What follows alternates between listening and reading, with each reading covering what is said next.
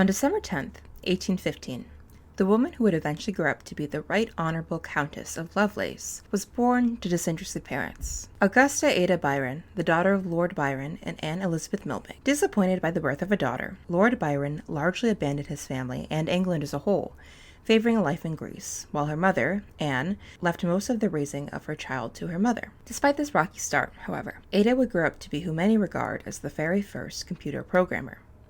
She created her own method of calculating Bernoulli numbers and Charles Babbage's analytical engine, the brainchild of the highly regarded father of computing. About 100 or so years later, in 1962, Katherine Johnson, a teacher by trade and the first Black woman to attend one of West Virginia University's graduate programs, did computing work by hand for NASA's Friendship 7 mission, effectively ensuring the safety of all astronauts aboard the spacecraft and cementing her place in the history books. In 2013, Anita Sarkeesian, a feminist video game critic, produced a series of videos entitled Tropes versus Women in Video Games. Not single-handedly, but helping launch a targeted harassment campaign of her and many other female game developers, critics, and journalists, entitled Gamergate, creating a pipeline of young men everywhere that headed straight into the welcoming embrace of the alt-right. So, what do these three women have in common?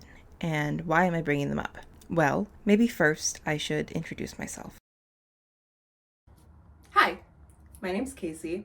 I'm an indie game developer. I'm self-taught in the realm of Twine, CSS, and HTML, and I've been coding off and on for about 5 years.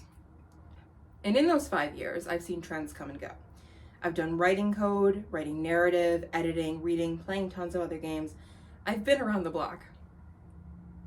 Believe me, I've been knee-deep in the trenches of the Tumblr interactive fiction community. I've seen some horrendous shit spewed on the Choice of Games forums, and I have been around when it comes to the Reddits. And across all of these, I've noticed one major theme amongst coders, web developers, game developers, people interested in comp sci and the like. And that is coders, especially game developers, don't really know how to talk to each other. And I've decided that I'm kind of sick of it. See, what I don't really like to float around the internet is that my background is primarily in education. My passion is for teaching and learning and making the spread of knowledge a much more equitable force than it is today. So when I see beginner coders, wannabe game devs, or just people interested in comp sci and learning about game design, web design, coding, asking those beginner questions on forums, on Tumblr and Discord servers, and then being berated and treated badly for simply asking those simple beginner questions, it puts kind of a bad taste in my mouth. Especially considering the fact that a lot of these spaces are dominated by white, cisgendered, male, straight men. And whether intentionally or not, they like to gatekeep their communities from anyone who isn't like them. Now, that's not to say that they don't treat each other terribly. Oh, I have seen some horrendous shit spewed at each other, my friends. It is, it's rough out there. But let me tell you, that's part of the problem, isn't it? So, I guess I'd really like to pose a question to you all, coding experts, coding beginners, mostly to the experts. If we're gonna treat our beginners like dirt for simply wanting to learn, for wanting to take a seat in the class, how can we ever expect them to stop asking those annoying beginner questions if we don't answer them in the first place, if we don't allow them to learn? Now, as a mostly hobbyist game developer, and someone who sort of hopes to expand to something a little bit more in the future one day maybe, I don't really consider myself a woman in STEM. I would never ever compare what I do in my free time to the work of my friends who are engineers or research scientists. But I have noticed something of a similarity between the cultures, whether it be my science adjacent realm to their professional spheres of math and science. And you see, in my one coding class that I took in this 5 years of considering myself a coder, there was something of a demographic. And I think you can guess where I'm going with that. As far as I know, I was one of 2 non-male students and another white face in a sea of white faces at a college that had a considerably high percentage of students of color. The course was taught by a man who was adamant about not getting the COVID jab, as he called it. He was allowed to teach at our university because it was one of the few private institutions in the area that allowed and even encouraged its faculty and staff not to get the vaccine. But that's just an aside, just to give you a little flavor of what we were dealing with here. Now, the professor really didn't like questions. He would meet them with sort of aggression, and he really was not a fan of the students coming into this 100 level survey course at a liberal arts college, mind you. This was not, you know, a science heavy college. It predominantly catered to art students, and I think the most sciencey major we had was psychology, but that's, again, another aside. I say all this to say, it's not just me, and it's not just online. It's a whole problem within the culture. And speaking of his teaching techniques and how he sort of used beratement and punishment to get across the ideas of his lessons, really have to reflect, now that I've done some years in education, negative reinforcement really isn't the move, at least in my opinion, and the opinion of others in the educational field. It doesn't really work that well, that's the thing. But before I get into the nitty-gritty of my educational docs and spheres and really put my university's scholarly databases to good use, I gotta talk to you about something called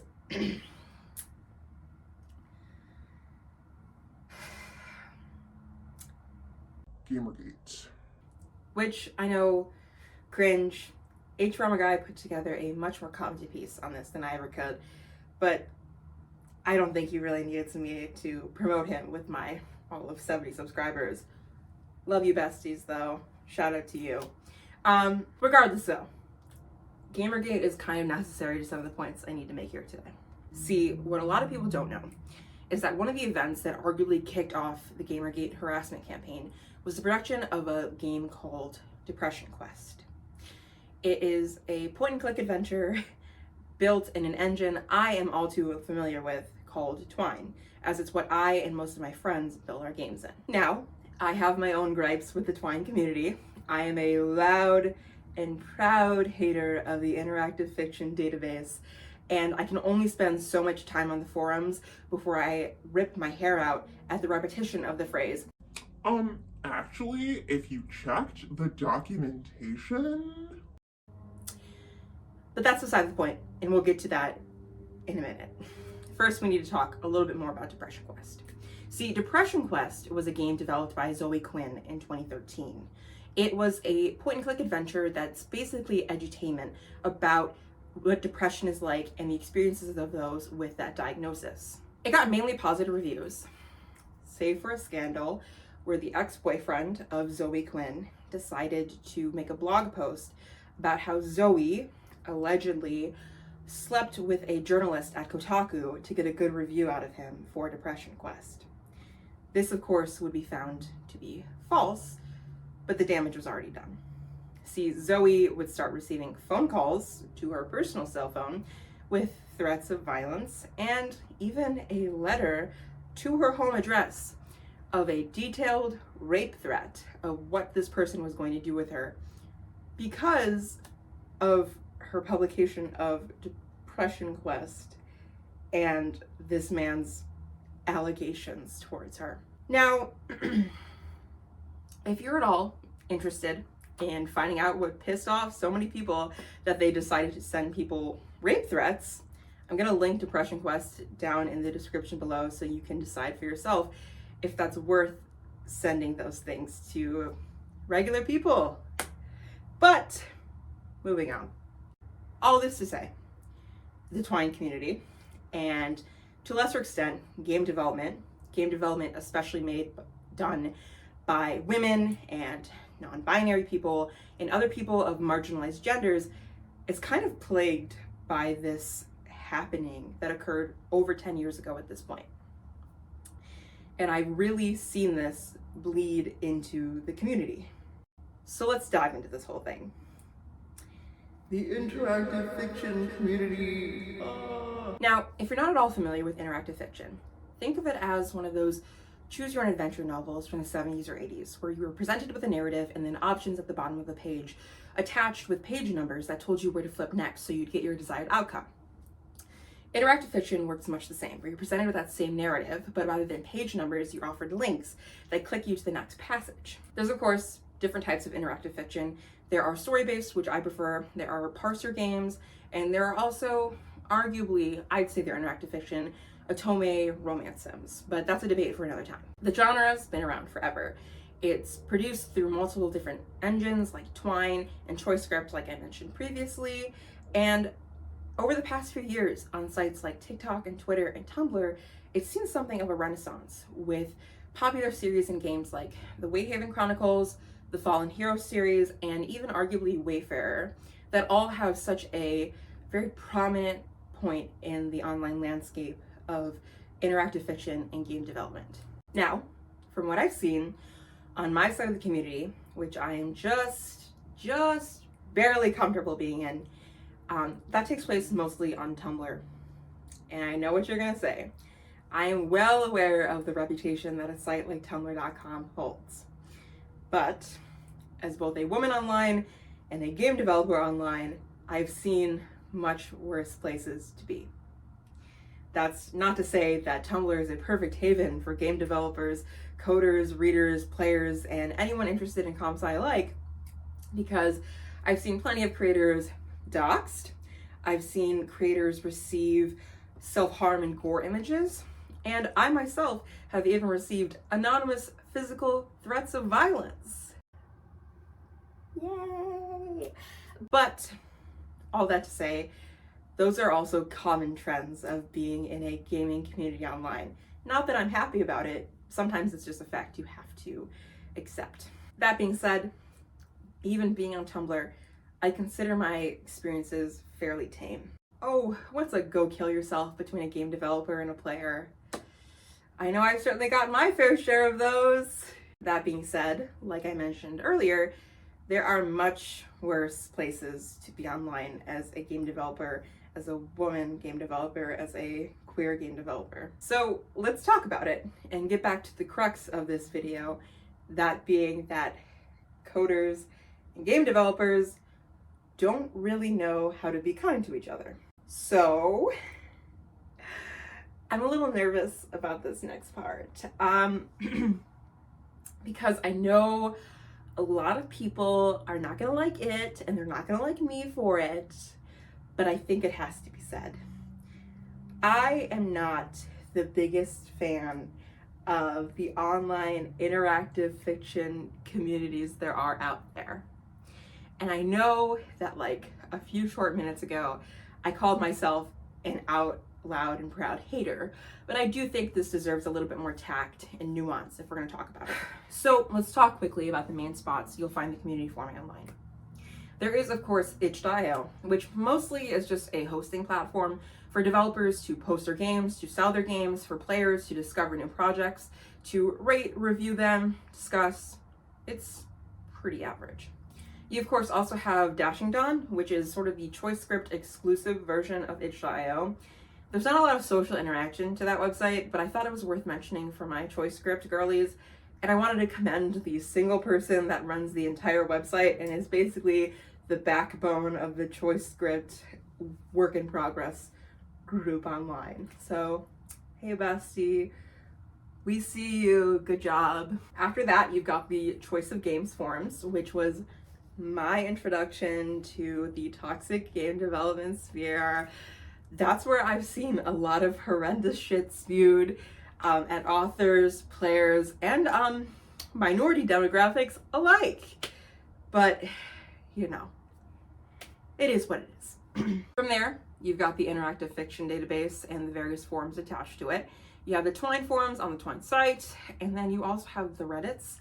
You have the Twine Reddit, you have the interactive fiction Reddit, and then you have arguably what I'd call an effort to Tumblrify the interactive fiction space on Reddit called r/interactivefictions, which is run by a Tumblr blog or a collective of authors and game developers on there called Interactive, and you'll see them pop up a little bit further down the line when we talk about Discords. So in addition to those forums, you'd also have, like I mentioned, Discords, and the ones that I've dipped my toes in are the one called Branching's a Bitch, which was sort of an informal sort of group of interactive fiction developers that came together. Then you also have the Interactive Discord, which is a much more like official version of the Branching as a Bitch Discord. Then you also have the Twine Discord. Then you also have the Dev Talk Discord, which is like primarily for otome and romance game developers, but I've seen a lot of good things from them, and haven't really had like bad experiences there. And then of course you have my failed Discord that I had to leave because I couldn't handle running a community and confrontation. It was called Decoding Twine, and I really didn't like moderating it, so I switched the ownership to a friend. Hi 30 by 30, I hope you guys are doing better and well. All these places have their own individual problems, some arguably worse than others, but there's only so much one person can do. Now, in the sphere of game development, there is sort of a level of seriousness, and by that I mean it's usually those white straight men deciding what is worth paying attention to or not. Now, those spaces that they hang out in are primarily going to be like itch.io, the interactive fiction database, and the Twine forums and the Twine Reddit, and the Twine Discord. Now, these are all spaces that sort of like position themselves to be like great locations for young coders and game developers to learn and develop their skills in theory. In practice, my experience and the experience of those I talked to have been less than that. Some greatest hits that we'll talk about in responses to requests for help are, why are you doing this? Don't do this. See, your code is wrong, and I've elected to fix it, but I'm not gonna tell you how I fixed it. I'm just telling you this because I want you to know that I know how to fix it and you don't. Good luck. And my aforementioned favorite phrase. Well, if you checked the documentation. Never mind the fact that that documentation we're talking about, whether it be Twine, SugarCube, coding, whatever, is often pretty difficult to read if you don't have a background in computer science or know at least a little bit about coding. And from what I've seen, there isn't a lot of resources teaching you how to read it, because it's not like reading a textbook or a narrative. You have to specifically know how to read it and how to use the information provided for you. See, coding, I think in a lot of spaces, is you either have the knowledge or you don't. And let's face it, you're treated pretty shittily if you don't have that information. I know that this mentality can come from the sort of boys club of, well, I was treated like garbage as I was learning, so these newbies have to pay their dues. And I would like to present you with a counter argument. What if they simply did it? See, I think in our culture, there are certain words that are abused and just not what they're supposed to be. And I don't take this next part lightly, but I do want to say that I think in coding spheres, from what I've seen in just my game development areas, I think there's a culture of abuse. Now, mind you, it's very minimal abuse. It's verbal, written, like textual abuse, but abuse nonetheless. And abuse, as we all know, even if it's just little jabs, adds up and discourages people from wanting to learn and teach themselves. Which leads me back to my point of negative reinforcement. It doesn't really work in the education setting from what I found. You can beat your kids, sure, to discipline them, but they're gonna hate you 20 years down the line. Punishment, especially the kind that learners receive online For example, simply being treated like an asshole for asking the questions that a lot of people want to know isn't effective, and it doesn't really help our case as coders and citizens of the internet. Now, I know what you're gonna say. Casey, what about all the neurodivergent people online that might come across as blunt or rude while not intentionally meaning to? And to that I have to say, yeah, that's a totally fair statement. There are tons of neurodivergent people in the online coding communities and computer science, STEM. But to that, I have to say, we have to make an effort to be kind to each other regardless. I myself am neurodivergent, and I often find it difficult to interact with other people. But that doesn't mean just because I have a difficult time, I shouldn't strive to do all I can to be kind. We have plenty of resources that we can use, such as tone tags. And as some of my friends have said, as they've gone through this script, little things like that can go a huge way while interacting with other people. That group of people aside, I'd make the argument that there are a lot of people in coding settings that are simply, and I'd apologize for my crassness, assholes who really get off on treating people poorly and talking down to them, whether it's because they themselves were treated poorly, they themselves have been talked down to, regardless of their reasoning. It just happens a lot, and I don't like it. And besties, it's 2024. Something's gotta change, and that starts with you and me. I mean, take for an example, what if you went to kindergarten and your teacher berated you, called you an outright idiot for not sounding out your words properly? Not many people would want to go to school, would they? And then we wouldn't have a lot of readers and society would collapse as we know it, and it just wouldn't be good. So that takes me back quickly to those 3 women that I brought up in the prologue of this video. All had something to do with computer science or game development, and they were put through ungodly levels of harassment simply for being women, people of color, different than the norm, and simply trying to exist in these spaces. And in 2024, this just simply isn't acceptable anymore. Which once again brings me to the crux of this video. Kindness. If we're to survive as game developers, as scientists, as mathematicians, as coders, we need to make some changes. And that starts with policing how we talk to each other. To my fellow coders and wannabe scientists and mathematicians out there, I just want to say I'm sorry if you've ever felt out of place, talked down to, made to feel stupid for simply trying to learn. I know that there are hundreds, maybe even thousands of you that have these stories and plans and objectives to make happen, but you're held back by the cruelty of communities like the ones we exist in today. All this to say, you shouldn't have been treated that way. I shouldn't have been treated that way. Nobody deserves to be treated that way for simply wanting to learn. And to the experts talking down to us from their high and mighty Reddit mod / Discord mod positions, I just have to say, girly, get over yourself. You're not a good teacher if you need to tell your students they're idiots before even attempting to give them a solution to their problem that like 90% of the time doesn't work. What I want this video to serve as is a sort of welcome to new coders, whether that be game developers or people just interested in comp-sci, wanting to learn a little bit more about code. Because honestly, I think game development is a really cool place to get started with that. Whether that be web development as well, learning about CSS and HTML, I think it's a great place. But I say this especially to my game developers out there because I know there are tons of creatives out there that have stories to tell and want to learn how to tell them.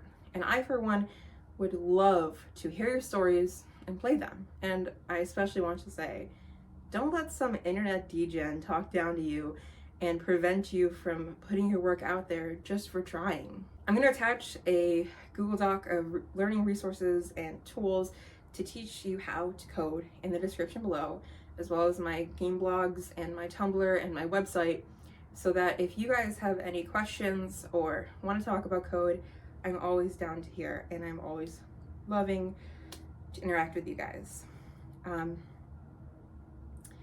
My plan with this channel is I want to make some more tutorials talking about code and talking about game development, and I have a few plans to break down the documentation for Twine and SugarCube so that it's easy and accessible for everyone to read. Now, if you have any requests for tutorials or want to talk about the specifics of coding, feel free to drop a comment in the description, to drop a comment in the comment section talking about that. You can also send me an email to my business email, which I will also put in the description. I'm always open to hear about what people want to learn about, and if I can't help you, I can certainly try and point you in the right direction. So, in the end, if you liked at all what I had to say, controversial or otherwise, I'd love it if you'd subscribe. Smash that like button, or drop a comment ignoring everything I said in this video, telling me that I'm an idiot and women should not be in the science sphere. Either way, it helps me out. Anyways, thank you for listening. I really appreciate the view. Okay, bye.